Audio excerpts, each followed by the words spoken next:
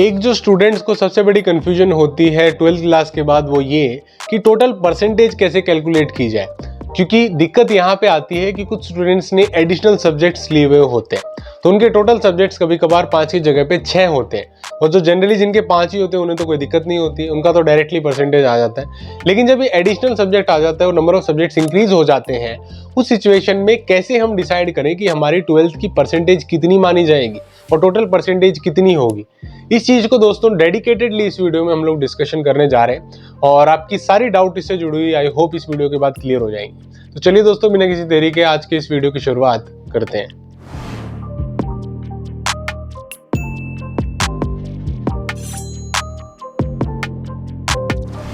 दोस्तों आप यहाँ पे देख सकते हो मैंने एक वेबसाइट खोली हुई है कैरियर 360, लेकिन मैं आपको अलग अलग एंगल से समझाने की कोशिश करूंगा और अलग अलग पॉइंट ऑफ व्यू से बताने की कोशिश करूंगा बेसिकली ये एडिशनल सब्जेक्ट की प्रॉब्लम होती क्यों है और परसेंटेज की ऑन एन लार्जर लेवल क्या प्रॉब्लम होती है।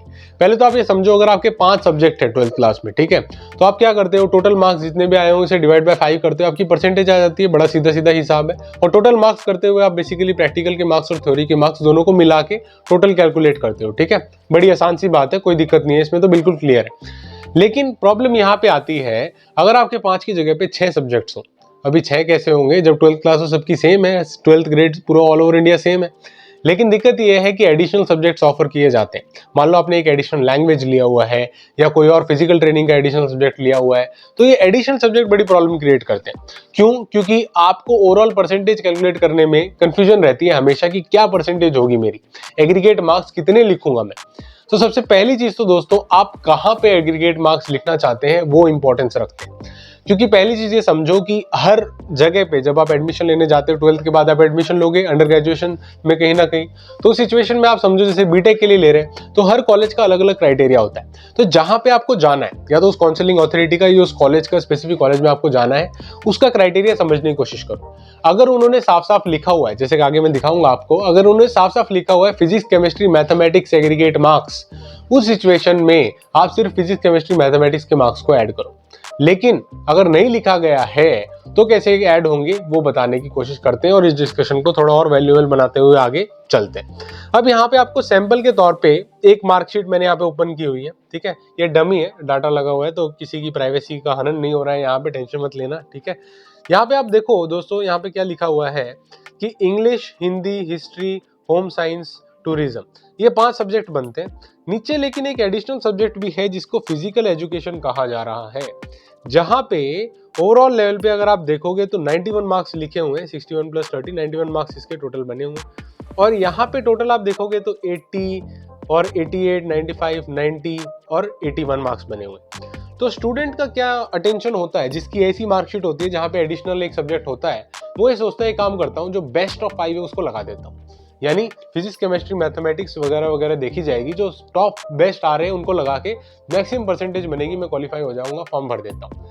दोस्तों आप ये समझने की कोशिश करो, आप बीटेक इंजीनियरिंग का कर रहे हो तो फिजिक्स केमिस्ट्री मैथमेटिक्स को आप हटा दो, ऐसा होने के चांसेस बहुत बहुत कम है। क्यों? क्योंकि ये कोर सब्जेक्ट है। ऐसा नहीं है आपके मैथमेटिक्स में आपके मार्क्स बहुत कम आ रहे हैं, आपने मैथमेटिक्स को ही हटा दिया, मैथमेटिक्स में 40% थे आपने हटा दिया उसको और फिजिकल ट्रेनिंग को जोड़ दिया, तो ये गलत हो जाएगा। क्यों गलत हो जाएगा? क्योंकि अगर आप जेईई मेंस के पॉइंट ऑफ व्यू से बात कर रहे हो तो उसमें भी लिखा हुआ है, जैसे कि मैं आपको दिखाने की कोशिश करता हूँ, मैं पूरी तैयारी के साथ यहाँ पे आया हूँ। ये जेईई मेंस का ब्राउचर यहाँ पे आप देख रहे हो। ठीक है, तो यहाँ पे इन्होंने क्या लिखा हुआ है, eligibility for admission in NIT, IITs, GFTIs में क्या है क्राइटेरिया? क्राइटेरिया यही है कि जेईई मेंस के पेपर 1 को क्वालिफाई करना पड़ेगा और they have to secure at least 75% marks in class 12th। ठीक है, और should be in the 20 percentile of the class 12th examination conducted by the respective board. ठीक है, इसका मतलब क्या, आपके टोटल 75% एग्रीगेट मार्क्स होने चाहिए। यहाँ पे इन्होंने लगा दिया क्वेश्चन मार्क कि 75 किस में होने चाहिए, ये तो नहीं बताया इन्होंने। ठीक है, इसको डिस्कस करते हैं, लेकिन इससे पहले जेईई एडवांस का भी समझ लेते हैं, उनका क्या चक्कर है। तो अब जेईई एडवांस का देखने की कोशिश करते हैं। तो जेईई एडवांस वालों ने, ये जेईई एडवांस का ब्राउचर है, जैसे मैंने बताया पूरी तैयारी के साथ आया हूं मैं, जेईई एडवांस का ब्राउचर भी लेके आया हूं। तो यहाँ पे आप देखो दोस्तों, एलिजिबिलिटी में 2 क्राइटेरिया हैं, जिनमें से एक आपके पास होना बड़ा जरूरी है। पहला क्या है कि आपको 12th क्लास में एटलीस्ट 75% एग्रीगेट मार्क्स होने चाहिए, वही जो यहाँ पे बताया हुआ है। लेकिन मिनिमम ऑफ 5 सब्जेक्ट, यहाँ पे क्या लिखा हुआ है, आपको 5 सब्जेक्ट पास करने पड़ेंगे मिनिमम और 75% एग्रीगेट मार्क्स सिक्योर करना पड़ेगा। ये अब एक और लाइन उन्होंने जोड़ दी है, थोड़ी सी ज्यादा इन्फॉर्मेशन मेंस वालों से दी है, ठीक है। और यहाँ पे क्या है, और दूसरा आपको 20% में आना पड़ेगा सक्सेसफुल कैंडिडेट्स के, वो सारी बातें भी वही है जो जेई मेंस के टाइम पे थी। तो यहाँ पे ये चीज क्लियर हो गई। तो अब बात आती है कि ये 75% कैलकुलेट कैसे किए जाएंगे। कहते हैं लोग क्या कहते हैं, लोग क्या कहते हैं, जैसे यहाँ पे एक वेबसाइट में लिखा हुआ है अर्बन प्रो ने कि how is the CBSE class 12 percentage calculated in 6 subject. अगर मेरे पास 6 सब्जेक्ट हैं जो केस हम डिस्कस कर रहे हैं, तो कैसे कैलकुलेट करेंगे। तो सीबीएसई 12th क्लास परसेंटेज को समझने के लिए उन्होंने कहा है कि आप क्राइटेरिया को समझो 6 सब्जेक्ट वाले को। जो थ्योरी के सब्जेक्ट्स हैं और थ्योरी सब्जेक्ट कैलकुलेट करो, एग्जामिनेशन में जो मार्क्स आए हैं सब्जेक्ट लैंग्वेज के वालों को ऐड करो, टोटल ले लो। प्रैक्टिकल वालों को प्रैक्टिकल को लो। वेटेड सब्जेक्ट को लेना चाहो तो ईच मार्क्स मैक्सिमम मार्क्स ले लो, परसेंटेज कैलकुलेट कर दो, obtain marks divide by total marks जितने पॉसिबल है इंटू 100 कर दो, परसेंटेज आ जाएगी। Including additional subject, if a student has opted additional subject, हाँ हमारे वाला केस है, एडिशनल सब्जेक्ट है, the best result out of the 2 language is considered. ये भाई साहब बोलते हैं कि जो लैंग्वेज के 2 सब्जेक्ट बनते हैं, अगर आपने कोई एडिशनल लैंग्वेज सब्जेक्ट लिया हुआ है तो उसमें से बेस्ट ले लो एक, यानी फिजिक्स केमिस्ट्री मैथमेटिक्स को मत छेड़ो, वो बात तो यहाँ पे साफ साफ लिखी हुई है। फिर additional subject is including overall percentage calculation, ठीक है, ये लोग बोलते हैं। और ये तो फिर अपने प्रमोशन कर रहे हैं, मेन बात यहीं तक थी। उसके बाद किसी और वेबसाइट को देख लेते हैं, यहाँ पे क्या लिखा हुआ है। यहाँ पे इन मैडम ने लिखा हुआ है कि जो मेजरली 5 सब्जेक्ट है जो आप फिलअप करते हो, the board gives the percentage basis all subject optional, the percentage score is higher than the aggregate marks of the major 5 subject, go with the former. इसका मतलब क्या है, अल्टीमेटली क्या करना पड़ेगा, 2 रूल बताए इन्होंने। Go with the higher percentage of score of the major 5 and the subject is included if nothing specified. ये बोलते हैं अगर कुछ भी स्पेसिफाई नहीं किया तो टॉप 5 ले लो जो मेजरली है, जो सबसे ज्यादा आए हुए हैं, ठीक है, स्टूडेंट को अच्छा लगेगा, मैक्सिमम परसेंटेज आ जाएगा। If specified in the rule book go accordingly, अगर कुछ बता रखा है एग्रीगेट मार्क्स कैसे लेने हैं बेस्ट ऑफ 5 में से, तो उसके हिसाब से जो। अब दोस्तों मेरी बात आप समझने की कोशिश करो, आंसर देते हैं इसका क्वेश्चन का, इस रहस्य को सॉल्व करते हैं कि 6 सब्जेक्ट हैं तो कैसे चुना जाए कौन से बेस्ट है। तो दोस्तों आप ये समझने की कोशिश करो कि आप जेई मेंस इंजीनियरिंग के लिए एडमिशन ले रहे हो, तो सीधी सीधी बात ये है, जेई और दूसरे एग्जामिनेशन के पॉइंट ऑफ व्यू से कुछ एग्जाम तो क्लियर करके बताएंगे, जैसे मैं आपको बता रहा था फिजिक्स केमिस्ट्री मैथमेटिक्स का एग्रीगेट होना चाहिए इतने से ज्यादा, उस बात में तो कोई दिक्कत नहीं है, जो एग्रीगेट होगा इतना ही होगा। फिर कुछ बोलेंगे कि 12th क्लास की परसेंटेज आपकी इतनी होनी चाहिए, तो आपकी जो परसेंटेज है वो जरा ध्यान से देखना, आपकी कहीं ना कहीं पे लिखी होगी परसेंटेज कितनी है मार्कशीट में, ठीक है, ये पूरा ओरिजिनल मार्कशीट नहीं है, लेकिन ओरिजिनल मार्कशीट में अगर आप देखोगे तो कहीं ना कहीं परसेंटेज लिखी होगी कि आपकी परसेंटेज कितनी बनती है। तो सिर्फ परसेंटेज पूछी जा रही है तो आप उसे भी लिख सकते हो डायरेक्टली, लेकिन जेई के पॉइंट ऑफ व्यू से मैं आपको क्लियरली बता देता हूँ, फिजिक्स केमिस्ट्री मैथमेटिक्स को इंक्लूड करना जब आप टोटल परसेंटेज ले रहे हो, प्लस इंग्लिश को इंक्लूड करना, इन 4 को इंक्लूड करके जो बचे हुए आपके सब्जेक्ट हैं उनमें से किसी बेस्ट को ले लेना और फिर उस हिसाब से अपनी परसेंटेज कैलकुलेट करना। This is the right approach which is followed through out, इसमें कोई भी प्रॉब्लम नहीं होती है। सो मैं जानता हूँ ये थोड़ा सा एम्बिगुअस है, कुछ लोग बोलते हैं ये, कुछ लोग बोलते हैं वो।